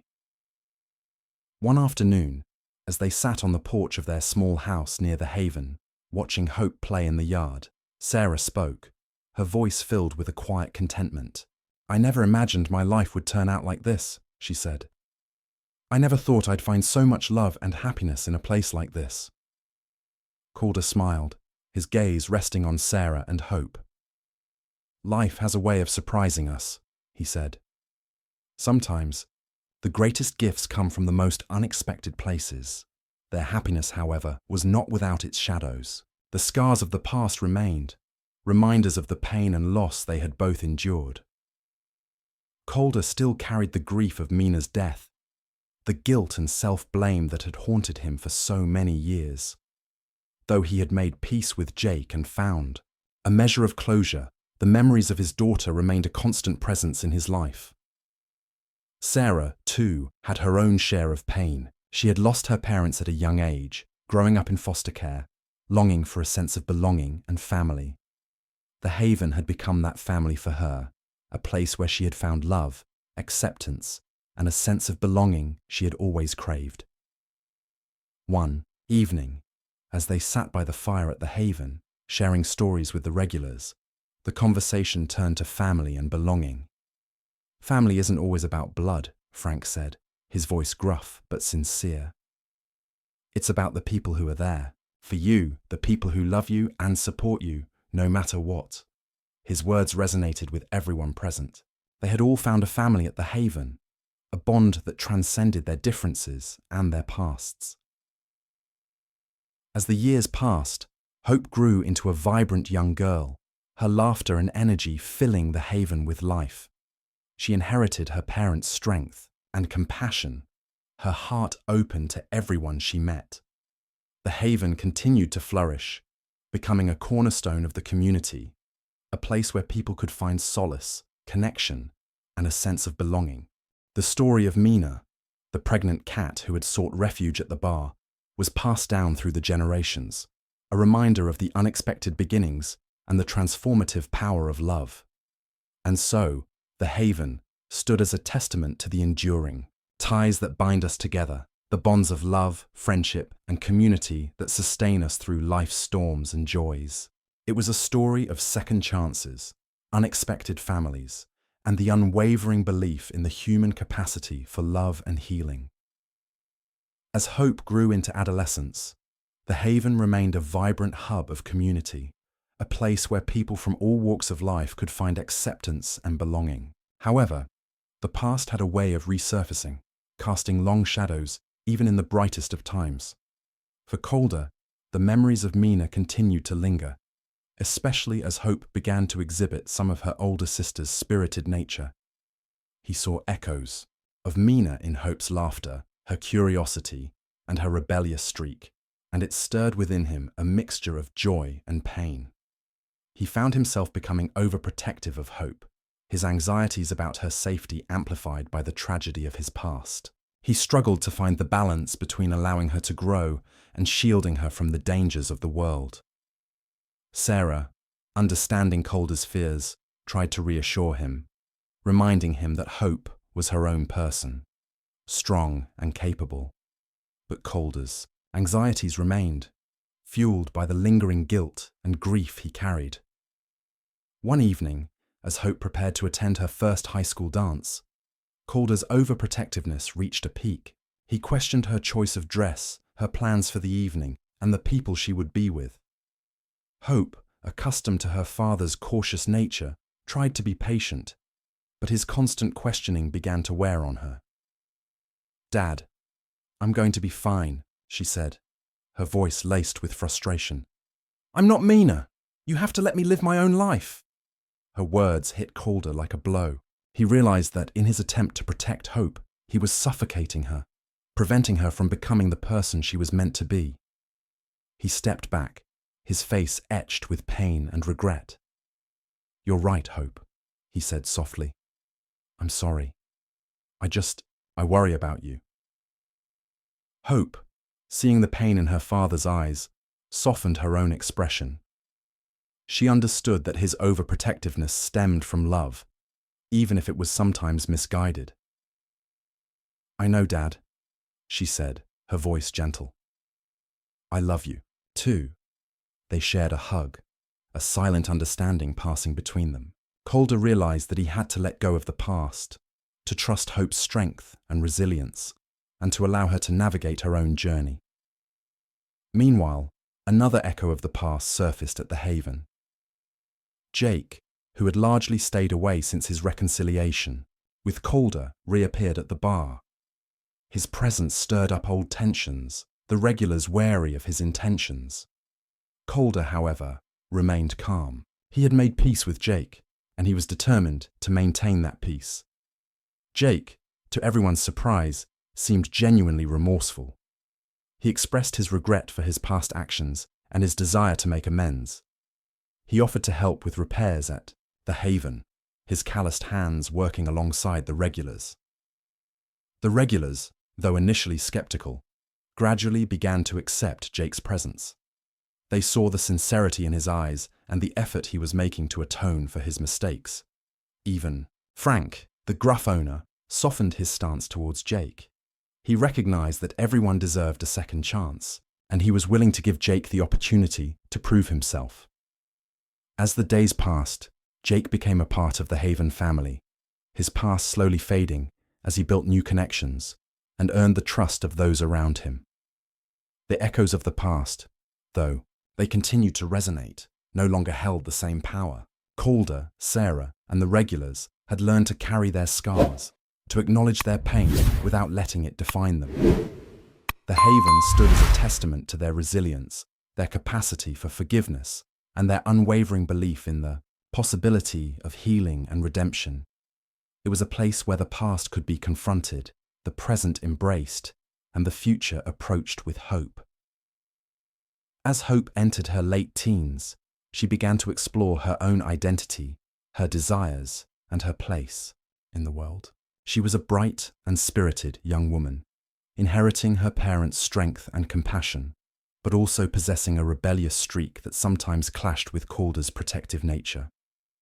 She developed a passion for music, forming a band with some friends and dreaming of pursuing a career as a singer-songwriter. Calder, though supportive, worried about the uncertainties of the music industry and the potential dangers she might face. Sarah, however, encouraged Hope to follow her dreams, reminding Calder that she had to forge her own path, just as he had done years ago. One evening, after a particularly heated discussion about Hope's future, Calder and Sarah found themselves in a rare moment of disagreement. "She needs to be realistic, Sarah," Calder argued, his voice laced with concern. "The music industry is tough. She needs a backup plan. She needs to follow her heart, Calder," Sarah countered, her voice firm. "You can't protect her from everything. You have to let her make her own choices, even if they're risky." Their disagreement highlighted the different perspectives they brought to parenting. Calder, shaped by his past losses, tended towards caution and protection. Sarah, having grown up without a stable family, valued independence and self-discovery. Hope, caught between her parents' differing views, felt torn. She loved them both deeply, but she also yearned for the freedom to pursue her own passions. The tension in the house grew, creating a strain in the usually harmonious family dynamic. The Haven, normally a place of solace and connection, felt the ripple effects of the discord. Meanwhile, Jake faced his own set of challenges.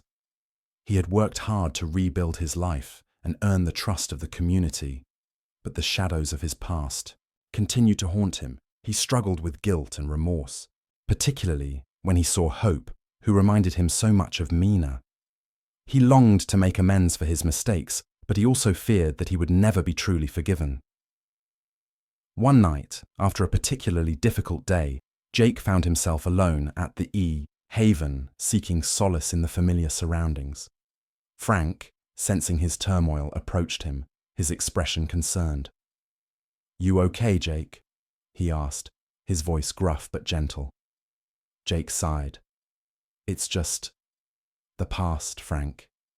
It keeps coming back." "The past is a heavy burden," Frank acknowledged, "but you can't let it crush you. You've got to keep moving forward." His words offered a measure of comfort, but Jake knew that the road to redemption was long and arduous. As Hope's graduation approached, the tension in the family reached a boiling point. She'd been offered a scholarship to a prestigious music school in another city, a dream opportunity that both excited and terrified her. Calder, torn between his pride in her talent and his fear for her safety, struggled to give his blessing. Sarah, though supportive, worried about the distance and the challenges Hope would face. Hope, feeling the weight of her parents' anxieties, felt conflicted. She longed to pursue her dreams, but she also didn't want to hurt or disappoint her family. The three choices they all faced were fraught with consequences, each path carrying its own set of risks and rewards. The haven, once a symbol of healing and new beginnings, became a crucible where the characters grappled with their pasts, their present, relationships, and their hopes for the future. As Hope's graduation day drew near, the tension in the air was palpable. The haven, usually a place of celebration, felt heavy with the weight of the choices that lay before them. Hope, torn between her desire to pursue her dreams and her fear of leaving her family, sought solace in music. She poured her emotions into her songs, her lyrics reflecting the complexities of her journey. Calder, grappling with his overprotectiveness and his desire to support his daughter, found himself revisiting the past. He reread old letters from Mina, trying to glean wisdom from her experiences, searching for guidance in his memories. Sarah, ever the mediator, tried to bridge the gap between Calder and Hope, reminding them of their love for each other and the importance of open communication. But even her optimism was tested by the emotional turmoil that filled their home. One evening, as the family sat down for dinner, the unspoken anxieties finally erupted. "I don't know what to do, Dad," Hope said, her voice filled with frustration. "I want to go to music school, but I don't want to hurt you." Calder sighed, his gaze filled with a mixture of love and pain. "I don't want to hold you back, Hope," he said, "but I'm scared. I've lost one daughter. I can't bear to lose another." His words hung in the air, a stark reminder of the tragedy that had shaped their lives. Sarah reached out and took Calder's hand, her touch offering comfort and support. "You're not going to lose her, Calder," she said softly. "She's strong, she's resilient, and she'll always come back to us." Her words resonated with Hope, giving her the courage to speak her truth. "Mum's right, Dad," she said. "I'll always be your daughter, and I'll always come home to the haven." Her declaration brought a measure of peace to the table, but the underlying conflict remained unresolved. The crossroads loomed, and the choices they faced would have profound consequences for their future. Meanwhile, Jake continued his journey of redemption, seeking to atone for his past mistakes. He worked tirelessly at the haven, his calloused hands repairing the damage caused by the flood, his presence becoming a familiar and welcome part of the community.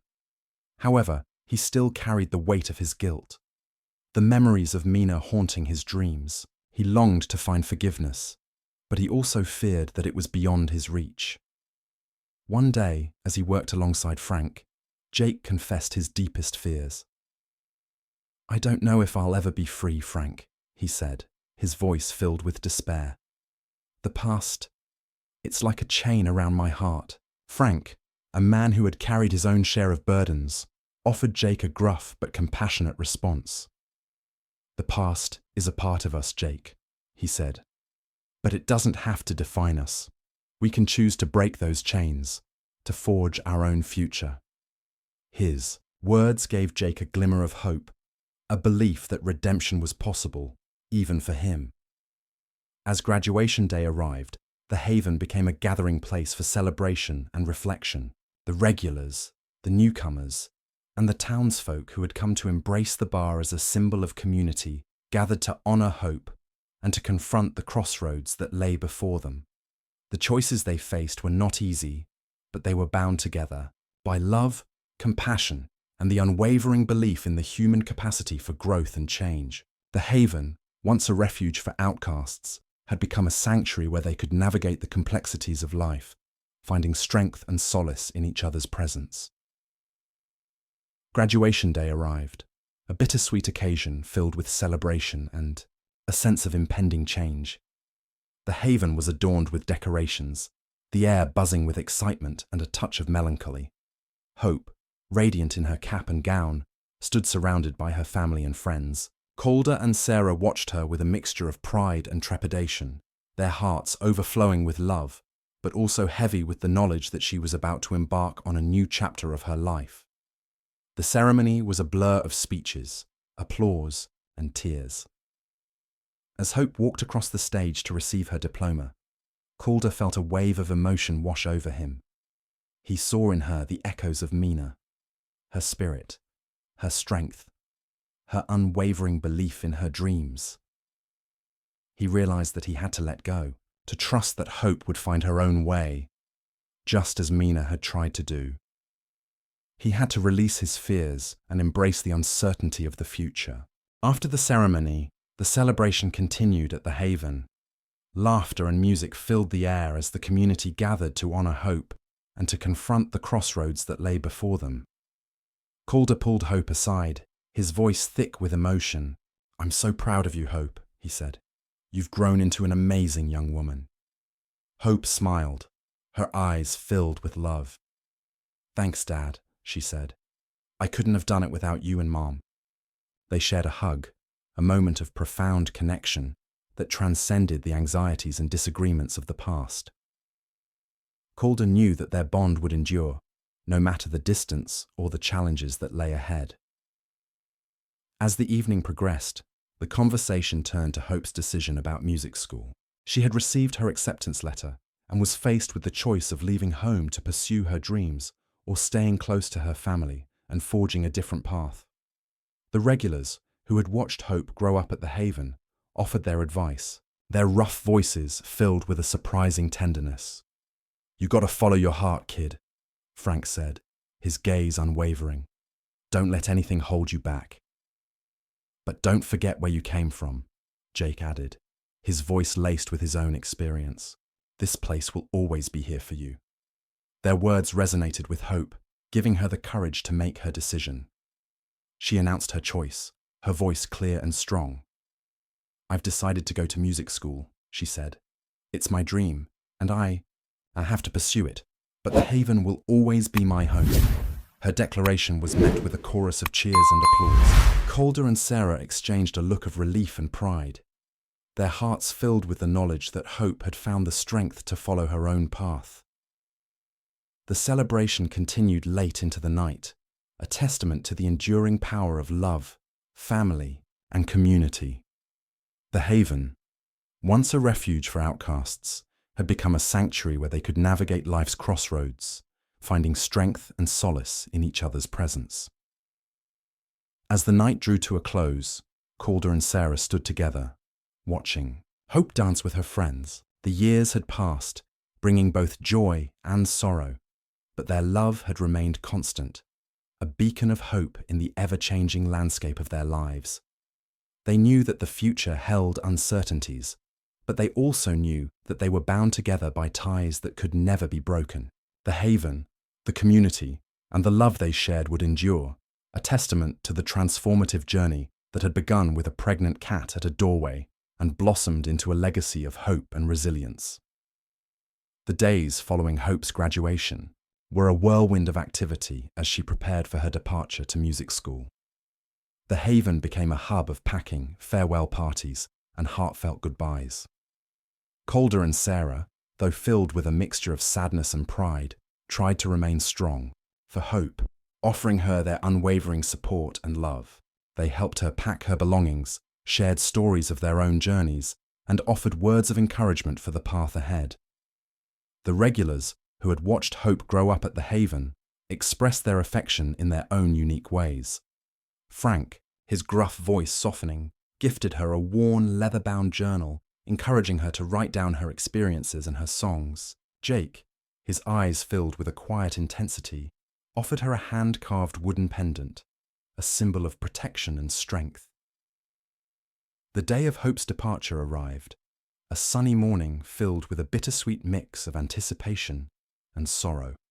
The Haven family gathered to bid her farewell, their faces etched with a range of emotions.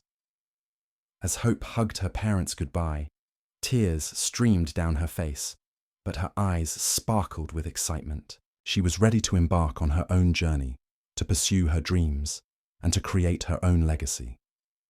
Calder and Sarah watched as her car disappeared down the highway, a sense of emptiness settling over them.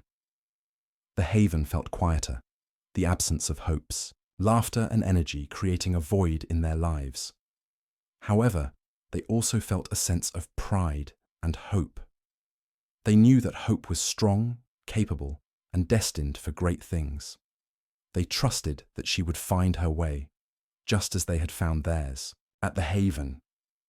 The days that followed were filled with adjustments. Calder and Sarah learned to navigate their lives without Hope's constant presence, finding new ways to connect and support each other. They spent more time at the Haven, immersing themselves in the community, sharing stories with the regulars, and finding solace in the familiar surroundings.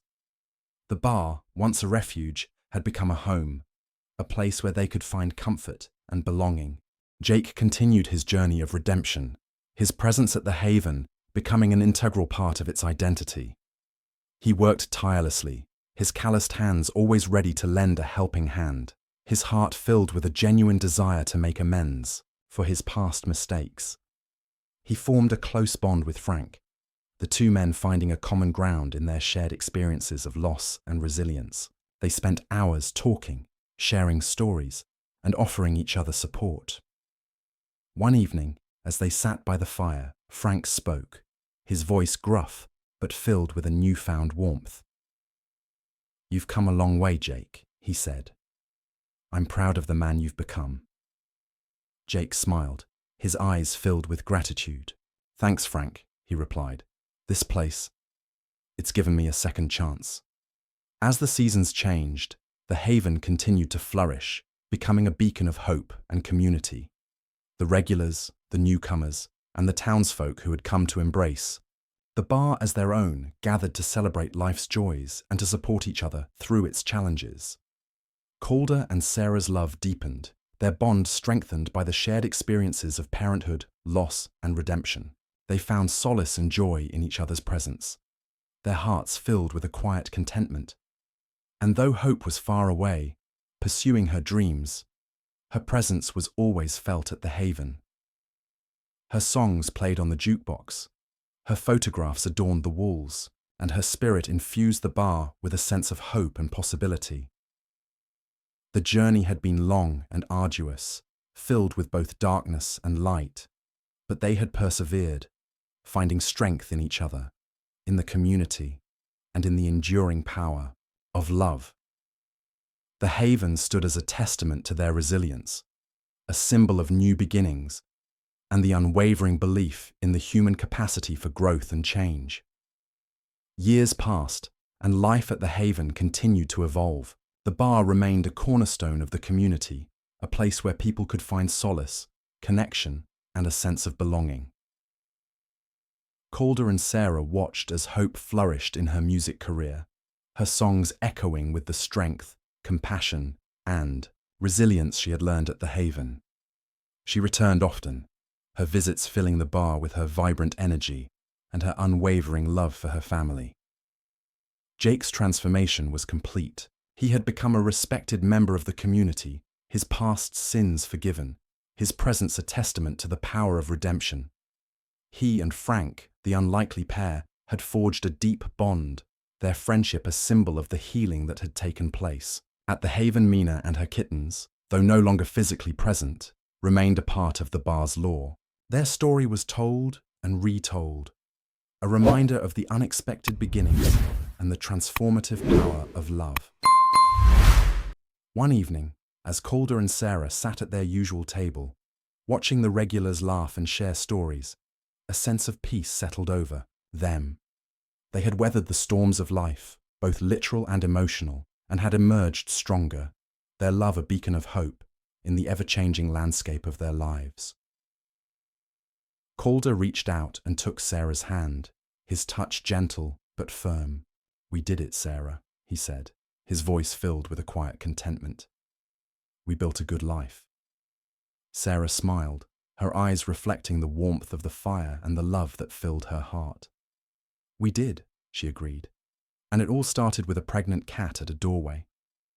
They both looked around the bar, their gaze encompassing the familiar faces, the laughter, and the sense of community that had grown over the years. The Haven was more than just a place. It was a testament to the enduring power of love, compassion, and second chances. As the years continued to pass, Calder and Sarah grew older, their hair turning silver, their faces etched with the lines of time and experience. but their love remained constant, a source of strength and comfort. One day, as they sat on the porch of their house, watching the sunset paint the sky in vibrant colors, Calder spoke, his voice filled with a profound sense of gratitude. "I've lived a full life, Sarah," he said. "I've loved, I've lost, and I've found my way back, and I wouldn't change a thing." Sarah leaned her head against his shoulder, her hand resting on his. "Me neither, Calder," she said softly. "Me neither."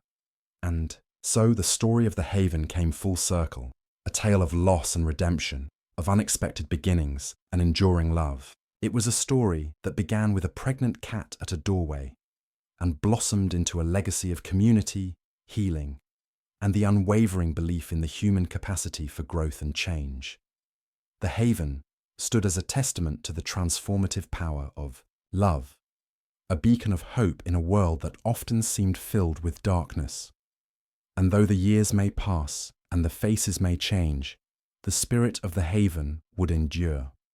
A reminder that it's never too late for a new beginning, never too late for a second chance, and never too late to find your way home.